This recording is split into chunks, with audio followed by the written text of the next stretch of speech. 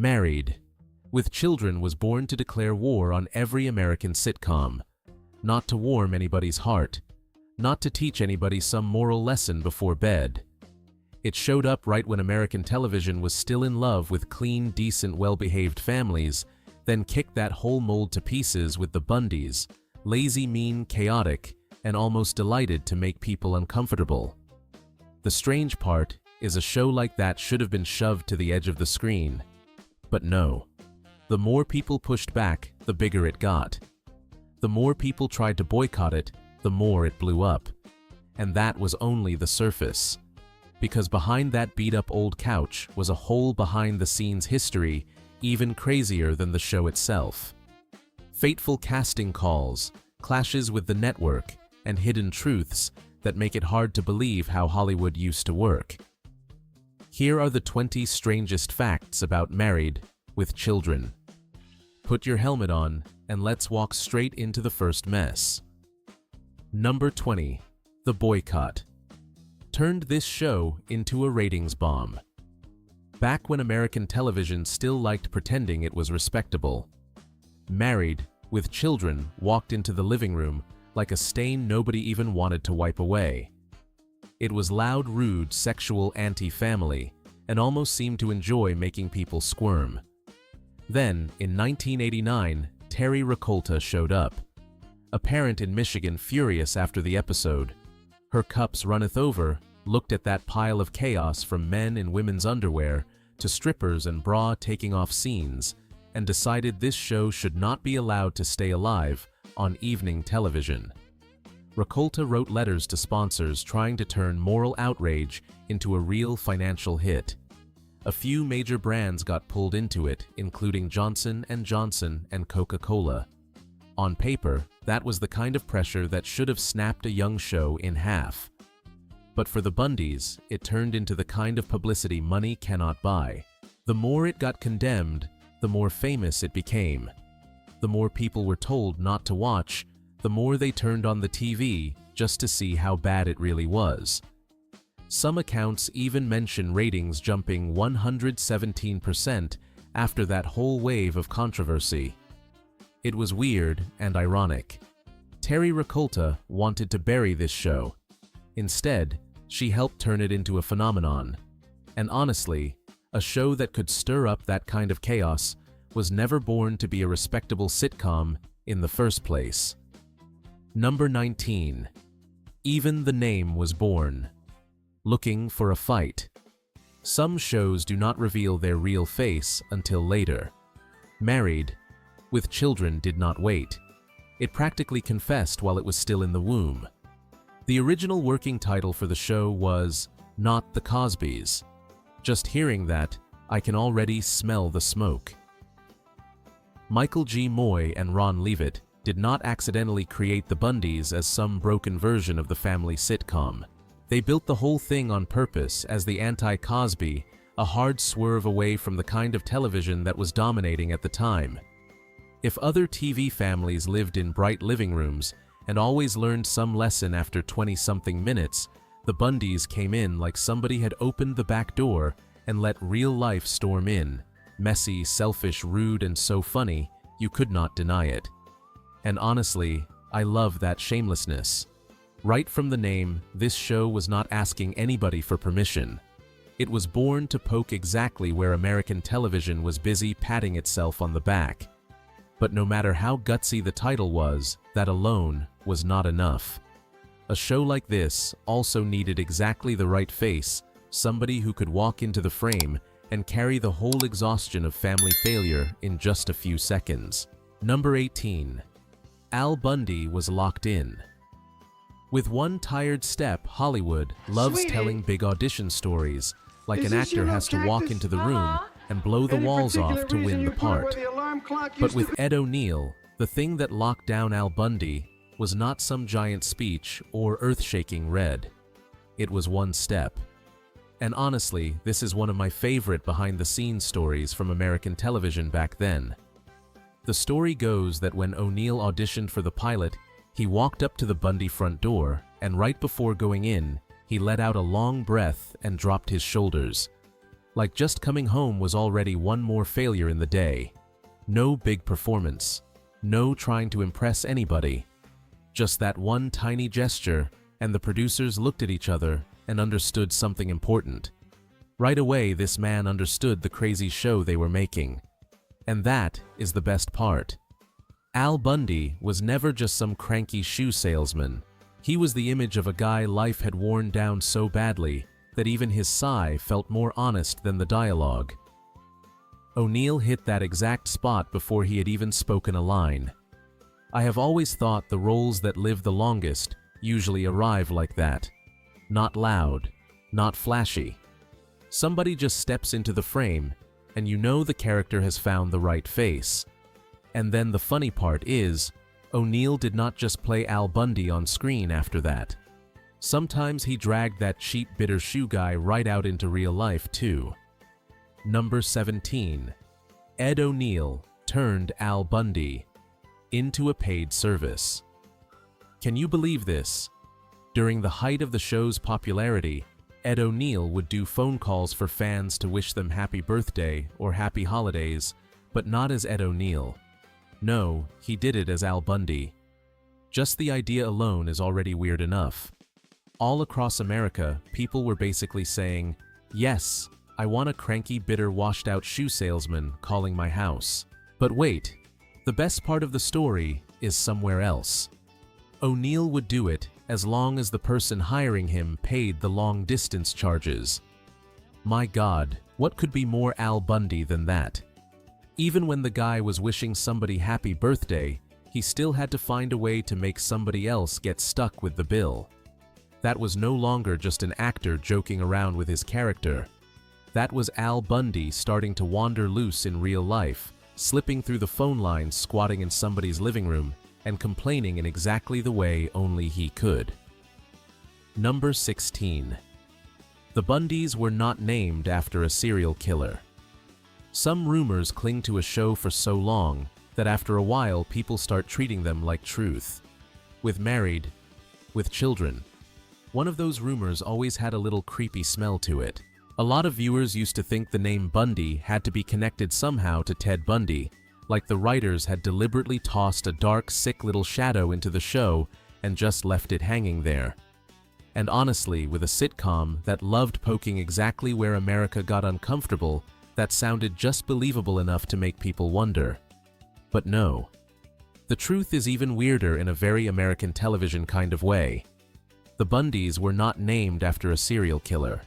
The name actually came from the world of professional wrestling, specifically King Kong Bundy. And the neighbors, the Rhodes family, got their name from Dusty Rhodes. So suddenly, the thing that seemed like it was drifting toward true crime darkness takes a hard turn into wrestling a world that is loud, showy, ridiculous, and built on causing a scene in front of a crowd. Honestly, that fits this family way better. The Bundys were never scary in some dark, twisted way.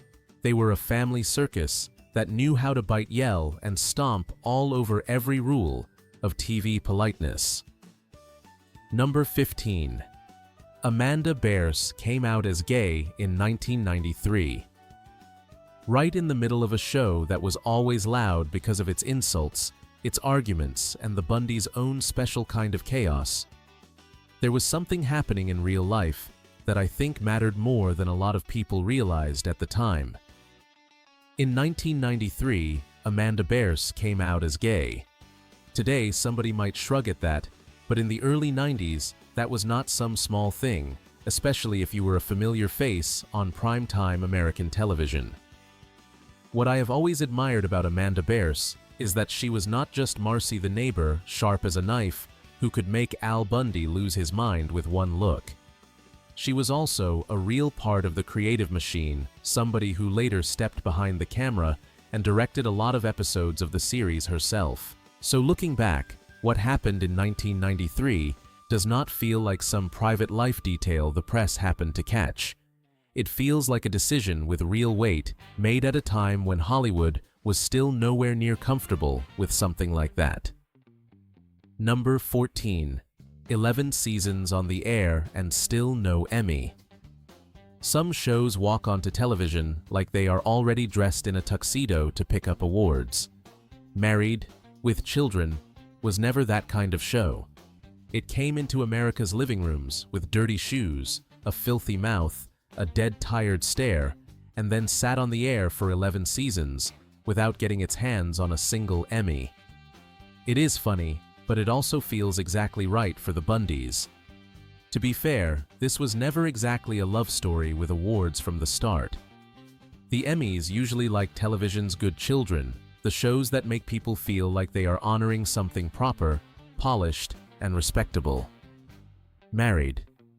With Children did the opposite almost by instinct. It was crude, sour, intentionally anti-family, and it loved poking right where American television felt embarrassed. A show like that surviving at all was already strange. Putting it next to a gold statue would have been even stranger. So the irony sits right there. The Emmys ignored it, but the audience did not.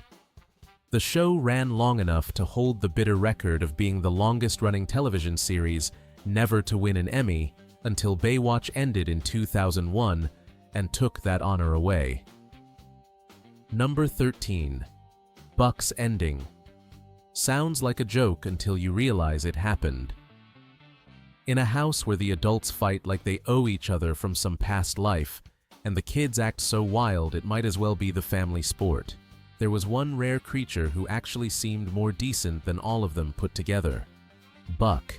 That dog was there from the beginning of Married, with Children lying around through season after season, watching the Bundys make each other miserable like some old man next door who had seen every kind of human nonsense and just could not be surprised anymore. It is funny when you think about it.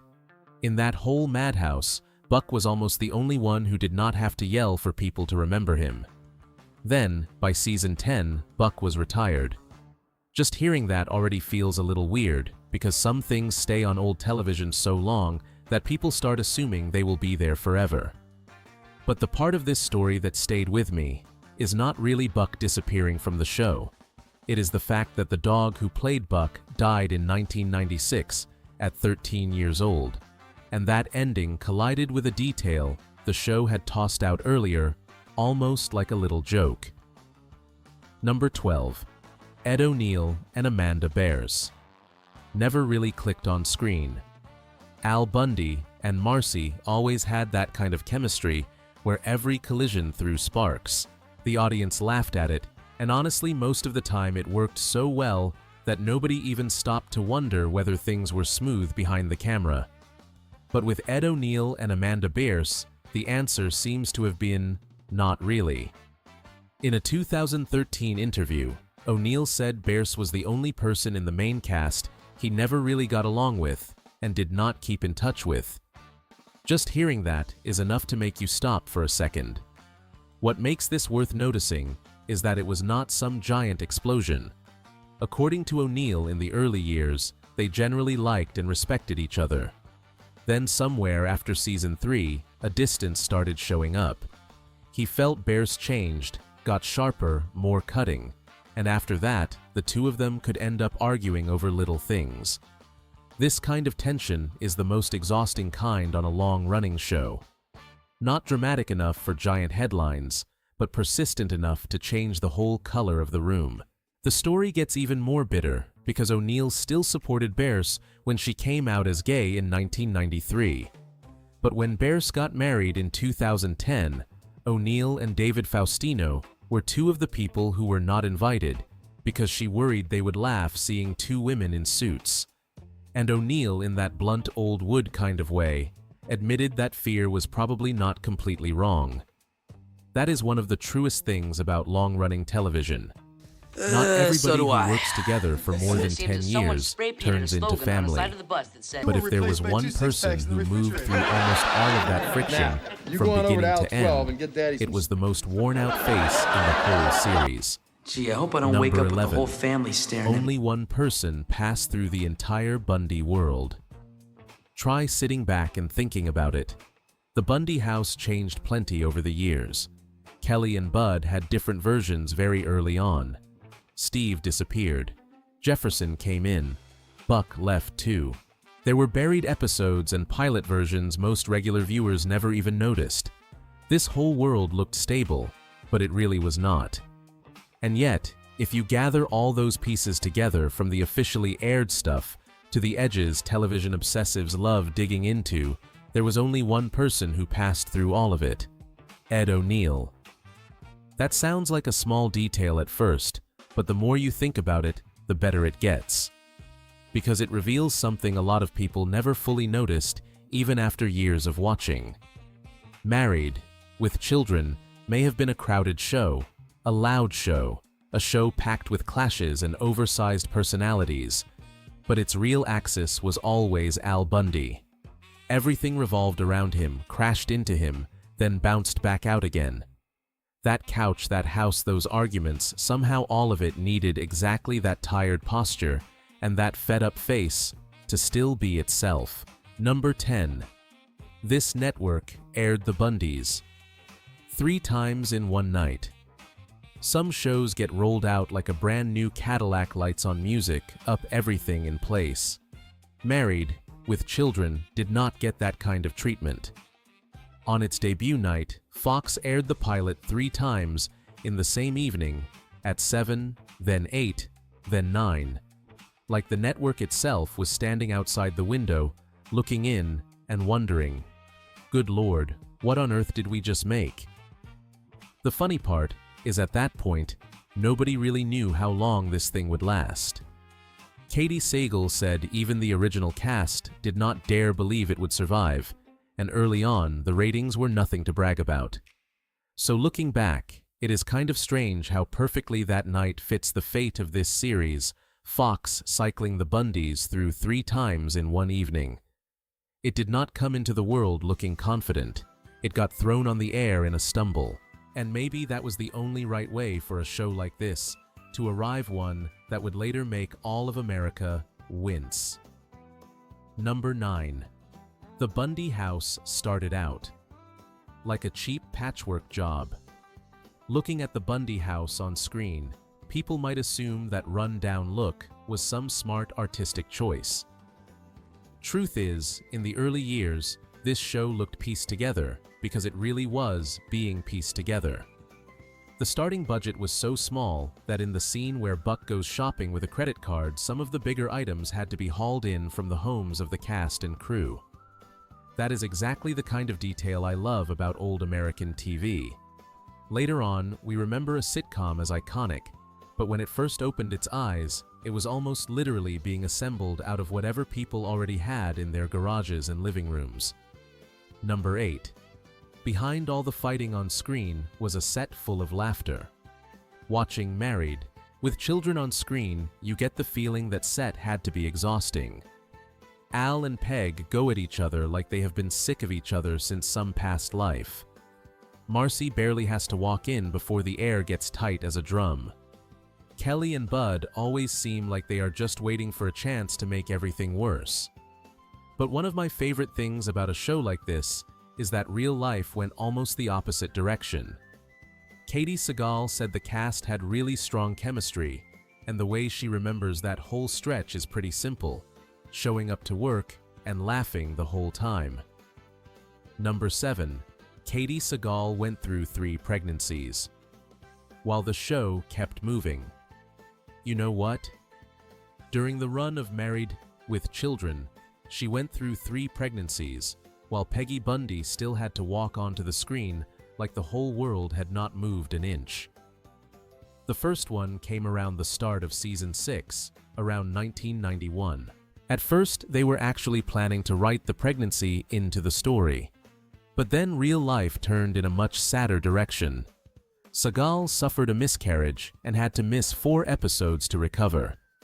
That is the kind of detail people do not fully understand until they get a little older. The audience sitting in front of the TV just sees a sitcom still rolling along. Meanwhile, behind the red hair, the makeup and the stage lights, a real person is trying to put herself back together. The next 2 times, around the end of season 8, into the start of season 9, and then again in season 10, they handled it differently. Both pregnancies were hidden from the audience. I have always thought that was one of the strangest things about television back then. Real life keeps moving forward while the sitcom tries to keep its world standing still. And sometimes, the whole price of that stillness lands on the actor. And all it took was a few words that sounded too sensitive on screen for the network to start sweating already. Number 6. The most sensitive episode was about menstruation. This is the kind of thing that sounds funny now, but back in the late 80s, it was enough to make people sweat in a conference room. Married with Children had a famous episode called The Camping Show, and the reason it gave the network such a headache is even funnier than the episode itself. Peggy, Marcy, and Kelly go camping, and then all three of them get their periods at the same time. That is it. Nobody gets killed, nobody burns down the house, nobody turns America upside down. It was just a sitcom willing to talk about something. Television back then still acted like women were never supposed to have on the air. That is what I have always found so fascinating looking back at American TV from that era. Married with Children could let Al Bundy complain about everything under the sun, could let the whole family behave like one long domestic accident. But the second it touched a few jokes about menstruation, the network started backing up. Michael Moy later even singled this out as one of the show's best-known lost episodes. That alone tells you how sensitive television was back then. A show could survive on vulgarity and mockery, but the female body was still treated like forbidden ground people had to tiptoe across. Number 5. Ed O'Neill's most famous role was also his biggest fear. Some roles lift an actor up, and at the exact same time quietly lock the door behind them. For Ed O'Neill, Al Bundy was that kind of role. He said pretty plainly that he stayed with Married with Children for 11 seasons, and if the show had not been cancelled, he would have kept going. Not exactly because of endless passion for that couch, not just because of loyalty either. The real reason was a very actor kind of fear. He was afraid that once he left the Bundy house, all Hollywood would see was that washed-out shoe salesman and nobody else. What makes this both bitter and kind of beautiful to me is how perfectly it fits Al Bundy himself. Even in real life, Ed O'Neill stayed with a familiar job because he knew things outside might be even worse. The rising salary season after season obviously gave him more reason to hang on. That was not greed. That was survival instinct from an actor who understood television can love you for a decade, then forget you by next season. Number 4. The Bundys turned into a whole merchandising brand. This may be one of my favorite American contradictions tied to Married with Children. The Bundys were built to mock everything glossy about suburban life. Al sells shoes and hates practically everybody alive. Peggy spends money like it falls from the ceiling. That whole house always looks like it owes somebody a bill it has not paid. And then somehow, that exact family got pulled straight into the merchandising machine of American television. And not in some half-hearted little way either.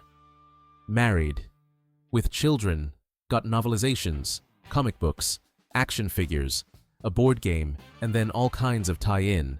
Stuff like Bundyisms, books, cookbooks, collectible figures, die-cast cars, and a pile of other memorabilia. Just think about that.